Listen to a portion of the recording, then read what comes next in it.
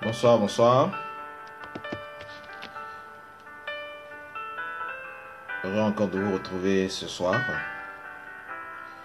Et bien, s'il y a quelqu'un la personne n'hésite pas à me faire un petit coucou.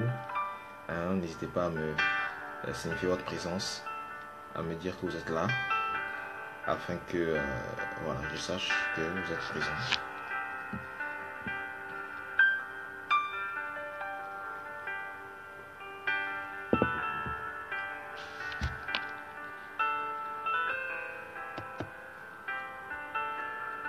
J'attends encore quelques minutes que des personnes puissent se connecter.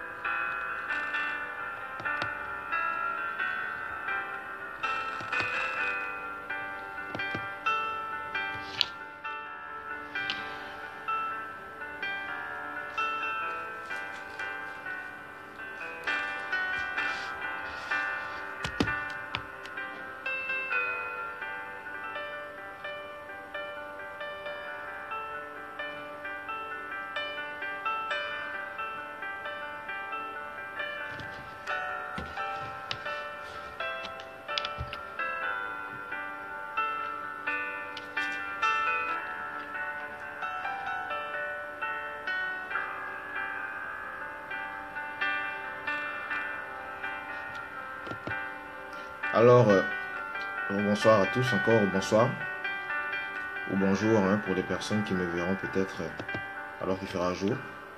Donc si vous êtes là, n'hésitez pas à faire un coucou, à me dire bonsoir, bien faire un petit pouce, à me signifier votre présence. Et bien aujourd'hui vraiment, comme je l'avais dit à ma dernière vidéo, je vais parler d'un sujet que voilà, j'avais vraiment à cœur de parler de ce sujet. Il s'agit de la guérison intérieure. Il s'agit de tout ce qui est lié à l'âme. Parce que dans le monde dans lequel nous sommes, la plupart des hommes réagissent par rapport à leur âme. Tous les hommes ne sont pas des hommes spirituels. La plupart des êtres humains réagissent sur cette terre par rapport à leur âme. Bonsoir Sandrine. Ça va? Merci de me suivre. Hein. Je crois qu'il doit être 13 h en Martinique. La plupart des personnes ne sont pas vivent par rapport à leur âme. Tous les hommes et les femmes ne sont pas des gens spirituels. Tout le monde n'est pas mature pour comprendre certaines choses. Et vous allez voir que dans la vie de l'homme, vous avez vécu des choses, vous avez vécu des circonstances, vous avez vécu des choses dans votre vie qui ont touché votre âme, qui ont blessé votre cœur. Et c'est ce qu'on appelle des frustrations. C'est quoi l'âme en fait? Quand on parle de l'âme en vous, c'est cette partie-là qui regroupe votre personnalité. Cette partie-là qui regroupe votre intelligence. C'est un peu comme votre moi. Oui, ça va. Effectivement. Voilà, je ne m'étais pas trompé.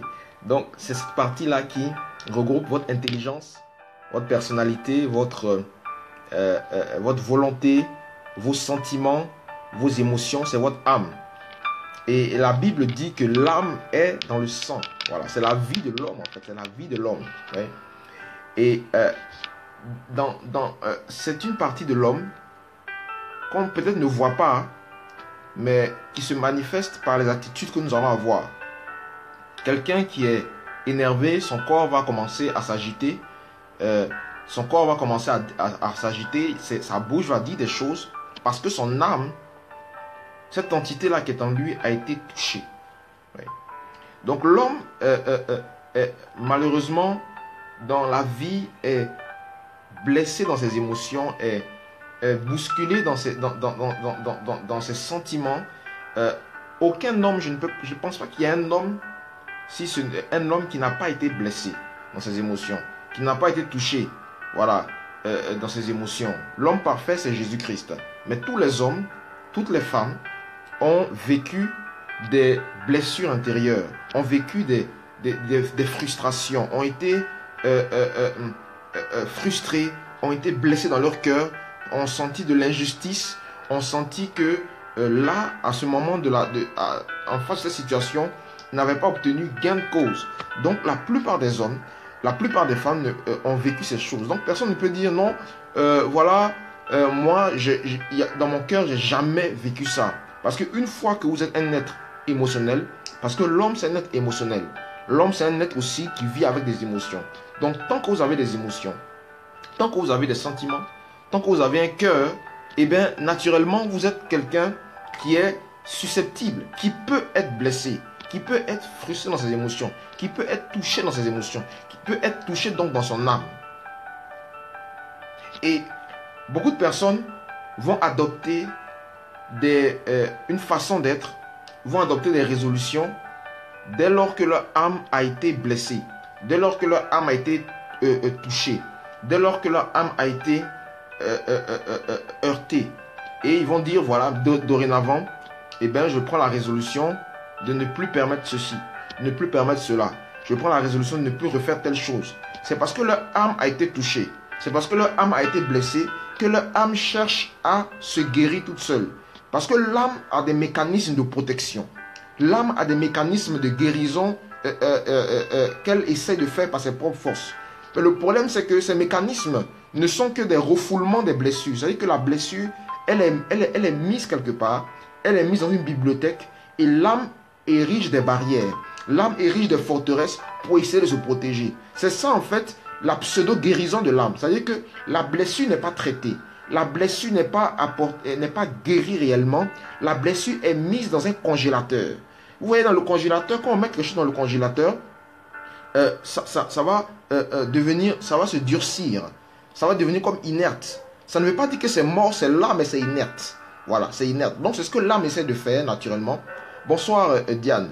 Ce que l'âme essaie de faire naturellement, c'est qu'elle met les blessures dans un congélateur, dans une bibliothèque, dans le subconscient, dans le subconscient, elle le met là-bas et elle établit maintenant des barrières. Et les barrières, ce sont les différents actes qu'on va poser. C'est notre façon d'être maintenant. Ce sont les choses qu'on ne va plus permettre. C'est notre caractère qui est maintenant, qui a été changé. Donc ce sont les barrières. Mais ces barrières ont été érigées pourquoi? Elles ont été érigées parce que la personne a été confrontée à une situation qui a provoqué une lésion dans son âme, une blessure. Donc l'âme a érigé des barrières et a plongé la blessure dans une bibliothèque, dans un congélateur. Oui. Et donc les gens vont essayer de faire plein de choses pour retrouver la guérison. Ils vont essayer de faire plein de choses pour trouver la paix. Mais ils ne vont pas réellement trouver la paix parce que aucun homme, aucune science n'a la capacité de vous guérir réellement. Aucune science n'a la capacité de prendre, comme je dis, ce qui est dans le congélateur et de le détruire totalement. Il n'y a qu'une personne qui a la capacité de le faire. C'est Jésus-Christ de Nazareth. Parce que Jésus-Christ, il a dit, venez à moi, vous qui êtes fatigués et chargés, et déposez vos fardeaux à mes pieds. Je vous donnerai du repos. Donc Jésus est le seul qui est capable de prendre ses blessures sur lui et de vous apporter la paix. Il est le seul qui est capable de prendre ça avec lui, de faire cet échange, de prendre la blessure et t'apporter la paix. Aucune science humaine, aucune technique humaine ne peut le faire. Les techniques humaines vont t'aider à refouler et à mettre tout ça dans un congélateur. Mais la présence de Dieu, la puissance de Jésus, elle va détruire ça en fait. Elle va détruire cette plaie. Elle va détruire ce mal-être. Elle va la détruire. Et c'est ça la véritable guérison. C'est ça la véritable restauration. Vous voyez, Jésus, lorsque Jésus a reçu la puissance de Dieu, lorsqu'il est sorti du désert, voyez-vous, il a dit des choses. Il a donné des instructions. Et nous allons voir vraiment qu'est-ce que Jésus a dit. Il a dit, vous pouvez le voir dans Luc 4, au verset 18. Il a ouvert le livre de la loi. Et il a dit, l'ayant déroulé, Luc 4, l'Esprit du Seigneur est sur moi, parce qu'il m'a oint pour annoncer une bonne nouvelle aux pauvres. Regardez ce que Jésus fait. C'est que Jésus sort du désert. Il est rempli de la puissance de Dieu. La Bible dit qu'il est revêtu de la puissance de Dieu.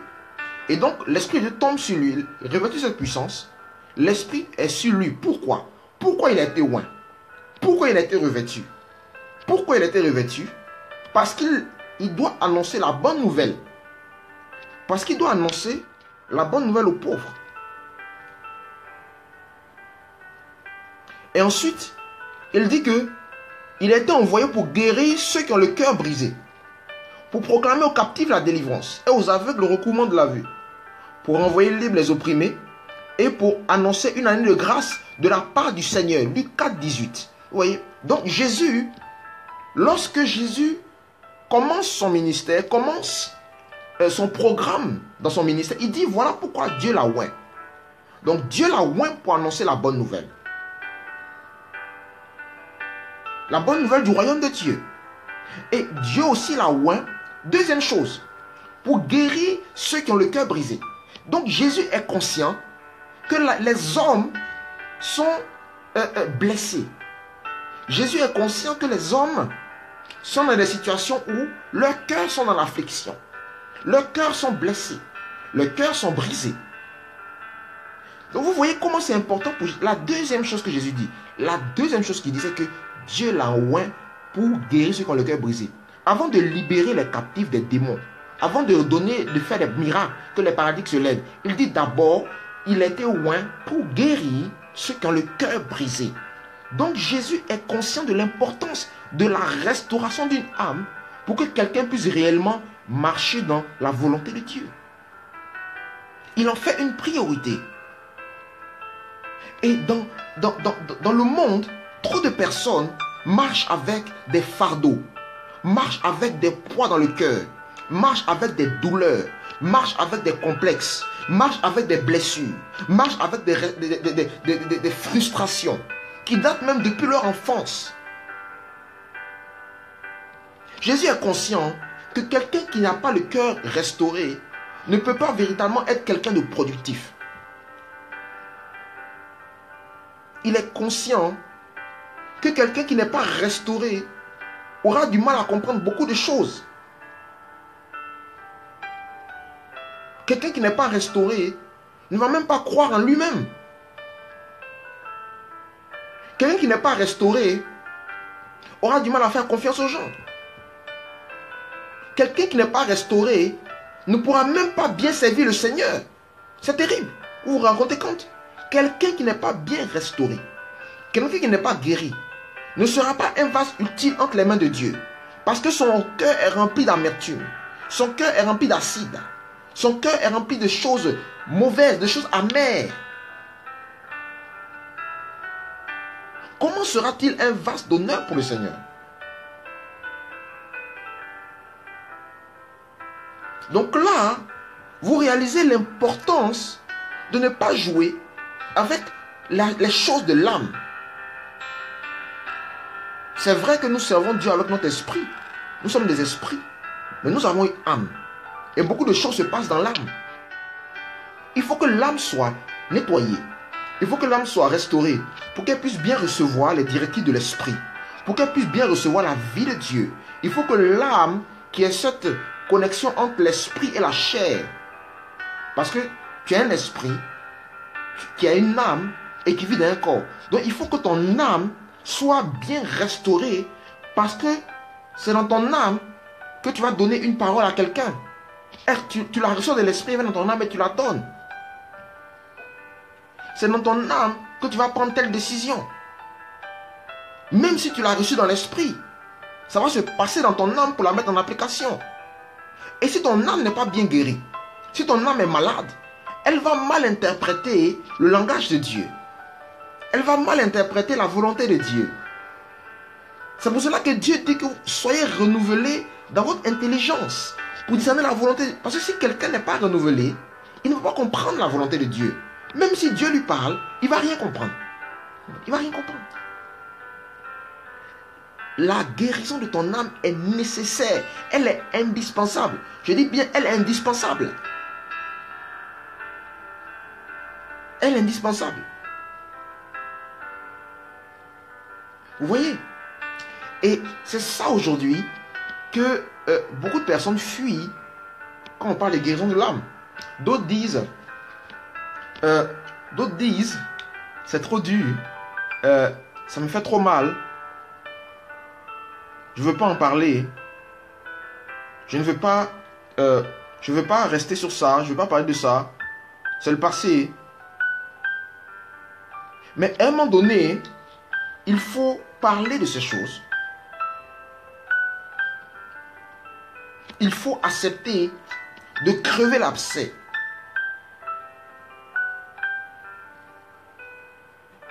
C'est ça que les gens ont du mal à faire. Et donc on peut marcher dans une vie chrétienne, dans la vie de tous les jours, en se séduisant. Et quelqu'un même qui a une âme qui n'est pas guérie peut rater le ciel. Je vous dis la vérité. Quelqu'un qui a une âme qui est blessée peut rater même son salut. Donc il ne faut pas jouer avec ces choses. Voyez-vous. Oui, c'est ça, Sandrine. Il ne faut pas jouer avec ces choses. C'est très sérieux. Voilà pourquoi je vous encourage à partager cette vidéo. Qu'elle puisse parler à quelqu'un. Qu'elle puisse toucher quelqu'un. Qu'elle puisse libérer quelqu'un.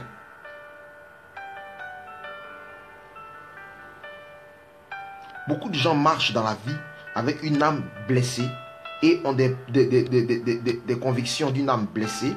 Ils ont des réactions d'une âme blessée. Ils ont des façons de réagir d'une âme blessée.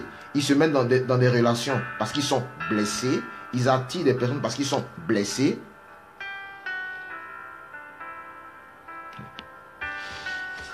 Aujourd'hui, dans cette partie où je parle de l'âme, je parlerai de l'importance de ne pas être dans les apparences et dans les faux semblants. Parce qu'aujourd'hui, si tu veux recevoir la guérison de Dieu, tu as besoin de véritablement te présenter devant le Seigneur comme un enfant. De laisser tous tes vêtements humains, les vêtements de ta position sociale, les vêtements de ton titre à l'église, les vêtements de ton argent, les vêtements de ta célébrité. Tout ça, ce sont des habits, ce sont des apparences qui empêchent beaucoup de recevoir la guérison.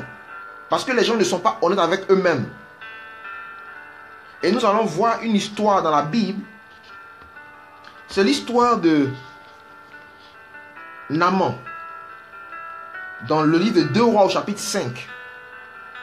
Je vais lire ce passage. Qui est une histoire dans laquelle il y a beaucoup d'enseignements. Qui nous enseigne. Ça nous enseigne. 2 Rois 5. Or, Naaman, chef de l'armée du roi de Syrie, était un grand homme devant son Seigneur. Et considéré car par lui, l'Éternel avait délivré les Syriens. Et cet homme était fort et vaillant, mais lépreux. Retenez bien, la Bible dit, cet homme était fort et vaillant, mais c'était un lépreux. Et les Syriens étaient sortis par bande et avaient amené captive du pays d'Israël une petite fille. Et elle servait la femme de Naaman. Et elle dit à sa maîtresse, « Oh, si mon Seigneur était devant le prophète qui est à Samarie, alors il le délivrerait de sa lèpre. » Et Naaman vint et le rapporta à son Seigneur disant, « La jeune fille qui est au pays d'Israël a dit ainsi. » Et le roi de Syrie dit, « Sois, va, et j'enverrai une lettre au roi d'Israël. » Et il alla et prit en sa main 10 talents d'argent et 6000 pièces d'or et 10 vêtements de rechange. Et il apporta au roi d'Israël la lettre qui disait, « Maintenant, quand cette lettre te parviendra, voici, je t'ai envoyé Naaman mon serviteur, afin que tu le délivres de sa lèpre. » Et il arriva que lorsque le roi d'Israël eut la lettre, il déchira ses vêtements et dit, « Suis-je Dieu pour faire mourir et pour faire vivre, que celui-ci envoie vers moi pour délivrer un homme de sa lèpre? Sachez donc et voyez qu'il cherche une occasion contre moi. » Et il arriva que lorsqu'Élisée, l'homme de Dieu, eut entendu que le roi d'Israël avait déchiré ses vêtements, il envoya dire au roi, « Pourquoi as-tu déchiré tes vêtements? Qu'il vienne, je te prie, vers moi, et il saura qu'il y a un prophète en Israël. » Et Naaman vint avec ses chevaux et avec son char et se tint à l'entrée de la maison d'Israël, d'Élisée. Et Élisée envoyant vers lui un messager disant, « Va, et lave-toi 7 fois dans le Jourdain, et ta chair redeviendra saine, et tu seras pur. » Et Naaman se mit en colère, et s'en alla et dit, « Voici, je me disais, il sortira sans doute, et se tiendra là, et invoquera le nom de l'Éternel son Dieu, et il promènera sa main sur la place, et délivrera le lépreux. L'Abana et le Parpar, rivières de Damas, ne sont-elles pas meilleures que toutes les eaux d'Israël? Ne puis-je pas m'y laver et être pur? » Et il se tourna et s'en alla en colère. Et ses serviteurs s'approchèrent de lui et lui parlèrent et dirent, « Mon père, si le prophète t'eût dit quelques grandes choses, ne l'eusses-tu pas faites? Combien plus quand il t'a dit, lave-toi et tu seras pur? » Et il descendit et se plongea 7 fois dans le Jourdain, selon la parole de l'homme de Dieu. Et sa chair redevint comme la chair d'un jeune garçon. Et il fut pur. Vous voyez? Voici l'histoire de Naaman. Naaman, c'est un général de l'armée de Syrie. Je pense qu'il devait être probablement l'un des plus hauts gradés La Bible dit qu'il était à côté du roi. Naaman, c'est un homme puissant. Naaman, c'est un homme fort. Naaman, c'est un homme influent. Naaman, c'est un homme riche. Naaman est un héros. Parce que la Bible dit que Dieu l'avait utilisé pour libérer son peuple. Donc Naaman aussi pouvait représenter un grand serviteur de Dieu. Naaman pouvait représenter quelqu'un qui est connu. Naaman pouvait représenter quelqu'un qui a une haute position sociale. Naaman, c'est quelqu'un véritablement qui peut être un modèle pour sa génération. Naaman, c'est quelqu'un, lorsqu'on le regarde, on se dit j'aimerais être comme lui. Naaman, c'est quelqu'un, quand on le regarde, on se dit vraiment cet homme est extraordinaire. Cet homme est formidable. Naaman, c'est un modèle pour la jeunesse. Naaman, c'est quelqu'un qui impacte sa génération. Naaman, c'est véritablement quelqu'un qui inspire. Et Naaman a la lèpre. Voyez-vous, Naaman, malgré toute cette gloire, malgré toute cette hauteur, malgré tout cet éclat, Naaman a la lèpre. C'est un lépreux. Donc au-delà de tout ce que Naaman pouvait manifester, au-delà de tout ce que Naaman pouvait faire, la Bible dit que Naaman avait la lèpre. Cette maladie terrible de la peau, qui était comme une gangrène qui mangeait les gens. Si vous allez sur Internet, tapez lèpre, vous allez voir ce que c'est la lèpre. Aujourd'hui, on ne voit plus la lèpre. Mais la lèpre était une maladie terrible qui amenait les gens qui l'avaient. On devait les expulser de la communauté, on devait les mettre à part. Ils étaient déclarés impurs. Mais Naaman vivait dans l'apparence, en tant que général. Dans ce royaume païen, c'était quelqu'un qui était puissant et qui avait cette lèpre-là qui cachait. Avec ses beaux vêtements. Qui cachait par sa richesse. Mais Naaman avait une gangrène qu'il mangeait de l'intérieur. Peut-être que c'est la situation de quelqu'un aujourd'hui qui me regarde. Au-delà de ta beauté physique, au-delà de ton intelligence, au-delà de tes diplômes, au-delà de ta position ecclésiastique, il y a peut-être une lèpre qui te gangrène. Il y a peut-être une lèpre qui te fatigue. Il y a peut-être une lèpre qui est en train de manger ton âme. Voici le cas de Naaman. Et Naaman va recevoir une jeune fille qui vient du pays d'Israël. Ce pays-là qui a la parole de Dieu. Ce pays des prophètes, des rois. Ce pays de l'onction. Et elle va lui donner des instructions. Elle va lui dire des choses. On va lui parler d'un prophète qui est en Israël. Qui est à Samarie, pardon. C'est terrible. Bonsoir, Myrlène.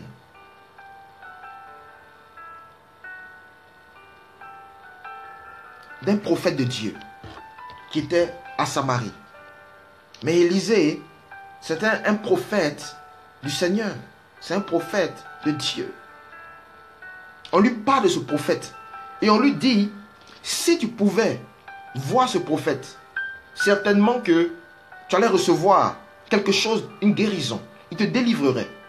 Vous voyez? Et Élisée, par ses relations, va faire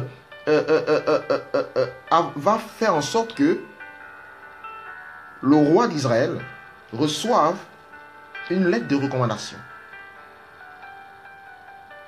Donc Élisée va aller vers le roi. Oui, il va aller vers le roi. Naaman va aller vers le roi. Naaman, le général, va vers le roi. Et donc là, c'est intéressant de la part de Naaman, parce que Naaman, qui est un général, va quand même écouter la voix d'une petite fille. D'une fille de rien du tout. Qui n'est pas connue. Une fille qui n'a pas d'argent.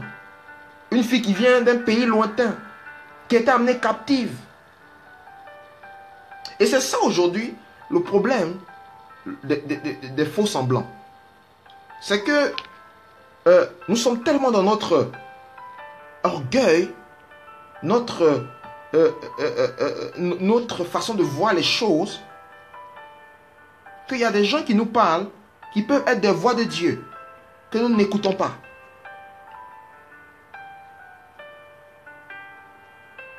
Il y a des gens que Dieu utilise pour te dire la vérité. Tu entends cette parole, mais tu ne veux pas obéir. Tu restes fier derrière tout le confort, derrière toute ta gloire, derrière le fait qu'on te connaît. Mais des fois, c'est des voix comme ça qui sont des voix que tu négliges. Là, c'était la voix d'une petite fille. Naaman a accepté de l'écouter. Et Naaman s'est rendu vers ce roi. Et il va être mis en connexion finalement avec le prophète Élisée, le prophète de Dieu. Voyez-vous. Et ce prophète va dire à Naaman des choses pour qu'il reçoive sa guérison. Et Naaman avait une façon de voir Dieu. Et vous allez voir ce qu'il dit. Il dit, je pensais qu'il allait faire ceci, qu'il allait invoquer son Dieu, qu'il allait faire quelque chose de grandiose. Et là, je serai guéri. Pourquoi me dit-il de me plonger dans ce fleuve, alors qu'il y a des fleuves qui sont plus beaux dans mon pays, des fleuves qui sont plus propres, des fleuves où il y a plus de poissons, des fleuves magnifiques.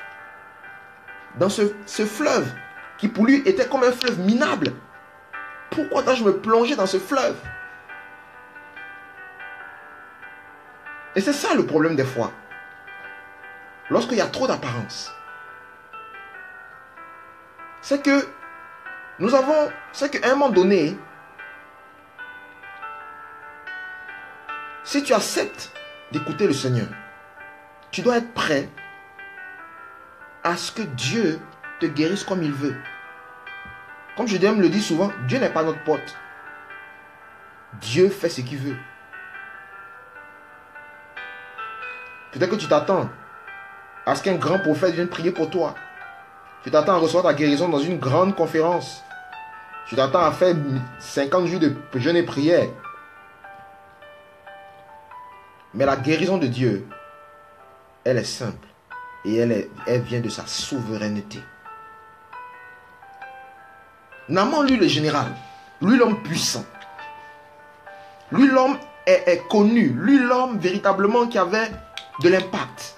Lui, cet homme que tout le monde admirait. Naaman a accepté d'écouter la voix d'une petite fille.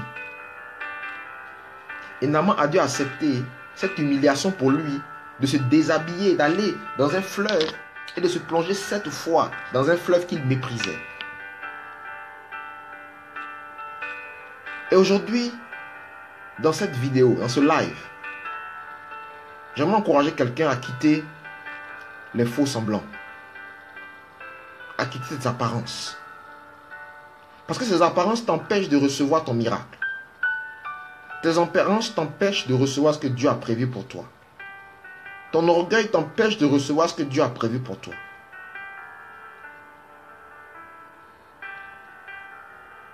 Je t'encourage à être honnête spirituellement. Peut-être que tu sers dans une église. Peut-être que tu es un grand leader.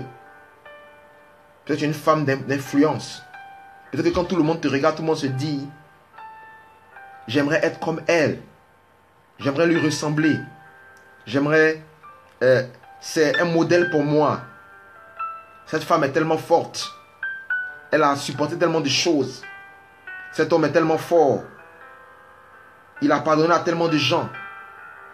Mais derrière cette force, il y a peut-être une lèpre qui est en train de te gangréner. Une lèpre qui, lorsque tu es seul face à toi-même, te fait pleurer. Une lèpre, lorsque tu es seul face à toi-même, tu connais. Cette lèpre, elle est diverse. Elle peut être une blessure par rapport à une situation. Elle peut être une maladie. Elle peut être un manque de confiance. Elle peut être différente. Mais cette lèpre-là, tu la caches. C'est quelque chose qu'on ne montre pas à la lèpre. C'est quelque chose qu'on cache, mais qui te gagne, qui te mange. Au fur et à mesure, elle te mange. Elle te mange, elle te mange, elle te mange, elle te mange.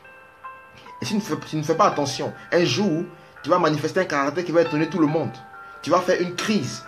Et on se demande, mais comment cette personne qui était si belle, qui était qui avait tant d'énergie, qui était tellement encourageante, a pu se retrouver dans cette situation.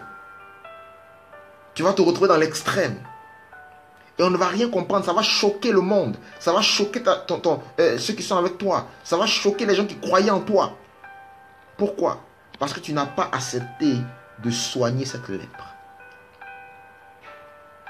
Je t'encourage à laisser tes apparences, à être honnête spirituellement. Parce qu'aujourd'hui, même dans l'église, il y a trop de gens qui sont dans l'apparence, qui ne sont pas honnêtes spirituellement, qui sont faux. Et la lèpre, elle est gangrène. La lèpre, elle les mange. Mais aujourd'hui, si tu écoutes ce message, je parle de la guérison intérieure. Je parle de la guérison intérieure. Accepte devant le Seigneur, devant Jésus-Christ, qui est le seul capable de te guérir, de déposer ce fardeau, de reconnaître ton état. Comme Naaman a reconnu, après beaucoup de résistance, qu'il était lépreux, qu'il avait besoin de la guérison. Alors, comme Naaman qui a écouté la voix d'une petite fille, lui, le grand général de l'armée de Syrie, lui le haut gradé, lui qui parlait au roi, il a accepté d'écouter les instructions du prophète Élisée. Il a accepté de se plonger dans cette eau. Il a accepté ce que Dieu lui disait de faire. Dans la guérison intérieure, Dieu va t'amener à poser des actes qui vont t'étonner. Il va t'amener à poser des actes. Il va t'amener à aller te réconcilier avec les gens. Il va t'amener à faire des choses que tu n'as pas envie de faire. Que tu n'as pas envie de faire. Que tu n'as pas envie de faire. Mais c'est la clé de ton miracle. C'est la clé de ta délivrance. C'est la clé de la paix dans ton cœur. C'est là que ton âme va être reconstruite. Alors sors de la résistance. Sors de l'orgueil. Et sois honnête. Laisse les apparences que tu montres aux gens. Alors que pour d'autres, pour plusieurs, qui passent des heures, des fois, à pleurer chez toi. Laisse tout ça et sois honnête devant Dieu. La Bible dit, ceux qui sont dociles de cœur mangeront les meilleures productions. Sois docile de cœur. La vie du général Naaman est pleine d'enseignements. Elle est pleine d'enseignements, cette vie. C'est général. Et c'est la vie de beaucoup de personnes. La Bible dit, regardez bien, à la fin, elle dit que non seulement Naaman a été guéri. Non seulement il a été guéri, et sa chair redevint comme la chair d'un jeune garçon. Naaman n'était pas un jeune homme. C'était un homme robuste, un homme mature. Mais la Bible dit que sa chair est redevenue comme la chair d'un jeune garçon. Donc Dieu lui a donné une nouvelle peau. Vous vous rendez compte? Dieu lui a donné une nouvelle peau. Dieu lui a donné une nouvelle peau. Dieu l'a régénéré. Tu ne peux pas imaginer ce que Dieu va faire quand tu vas accepter ses instructions. Quand tu vas lui ouvrir ton cœur. Quand tu vas laisser, tu ne sais pas qu'est-ce que Dieu va faire. Il va faire quelque chose de nouveau dans ton cœur. Quelque chose que tu ne peux pas imaginer. Quelque chose qui va au-delà de ton entendement. Il te donnera une nouvelle jeunesse. Une nouvelle jeunesse. Tu ne peux pas imaginer. Tu ne peux pas imaginer ce que Dieu va faire. Sa chair redevint comme la chair d'un jeune garçon.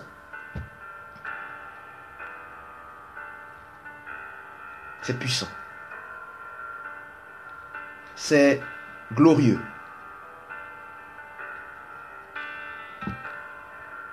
c'est glorieux. Et c'est ça aujourd'hui dans la guérison intérieure. Un point essentiel, c'est de quitter les faux semblants, les apparences, mais d'être sincère devant Dieu. Parce que Dieu n'est pas impressionné par tes déclarations, tes apparences. Dieu connaît ton cœur. La Bible dit que l'homme regarde à l'apparence, mais Dieu regarde au cœur. Donc Dieu, lui, il est intéressé par ton cœur. Il connaît.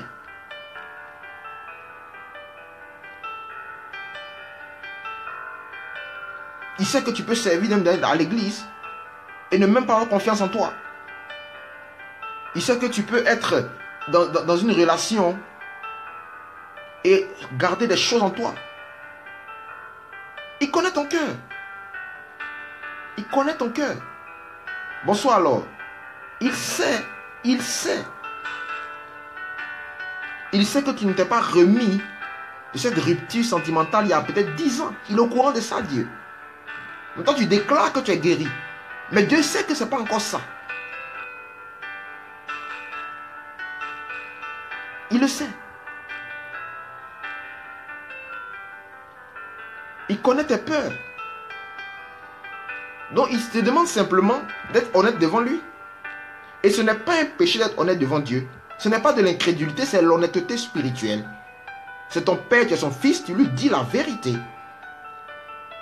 Parce que Dieu est le Dieu de la vérité. Il a dit, je suis le chemin, la vérité, la vie. Donc Dieu est Dieu de la vérité. Dieu travaille dans la vérité. Pourquoi nous avons tant de mal à être honnête devant Dieu? On veut faire des grandes prières quand on est seul devant le Seigneur. Comme si on pense que Dieu serait impressionné. On veut montrer une haute spiritualité. C'est ce que moi j'ai aimé chez David. Ce grand adorateur. Il était honnête devant le Seigneur. Honnête devant Dieu. C'est ça. Comme un enfant. Comme un enfant. Comme un enfant.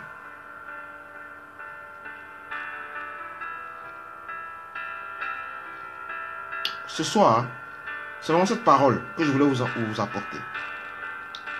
Et je parle davantage de ces choses, de tout ce qui est guérison intérieure. Dans ce livre que j'ai mis en audio, qui est sur Gumroad, sorti du passé et entré dans la guérison divine. Sorti du passé et entré dans la guérison intérieure, pardon. Dans la guérison intérieure. Il est disponible sur Amazon en format papier. Et il est disponible également sur Gumroad en format audio, en 2 parties. La première partie, la deuxième partie. Ce matin encore, je parlais avec quelqu'un qui me disait que ce livre vraiment l'a tellement fait du bien, est tellement édifiant, ce coffret l'a tellement fortifié. Parce que la guérison intérieure, elle est importante. Elle est importante. Et elle est indispensable à ta vie.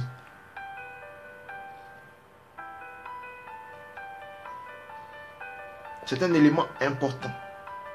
L'honnêteté spirituelle et la transparence. Mes amis, sortons des faux semblants.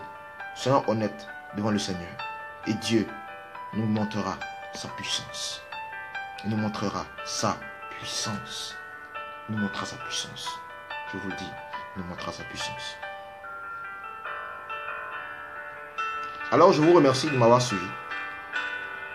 Pour toutes les personnes qui sont là, Diane, Sandrine, Myrlène, Laure, toutes les personnes que je ne vois pas, mais qui vont me suivre également. Je vous remercie de m'avoir suivi. Cette vidéo sera disponible sur YouTube, sur ma page Franck Kwame. Franck Kwame. Elle sera disponible là-dessus. Je parlerai toujours de guérison intérieure. Par la grâce de Dieu. Si vous voulez aussi plus d'informations, vous voulez aller en profondeur sur ce sujet, prenez le livre, prenez le coffret audio, sorti du passé et entrez dans la guérison intérieure. Mais soyons honnêtes spirituellement, s'il vous plaît. C'est vraiment cette parole que je voulais vous donner ce soir. Alors, au revoir à tous et puis voilà, de rien Sandrine, de rien. Soyez vraiment bénis et puis n'hésitez pas à continuer à me suivre sur ma page Facebook, sur mon compte YouTube Et puis voilà, que le Seigneur vous encourage, vous fortifie. Et sachez que Dieu est celui qui libère. C'est le véritable, c'est celui qui guérit réellement. Allez, bye bye. Bonne soirée. De rien alors, bye bye.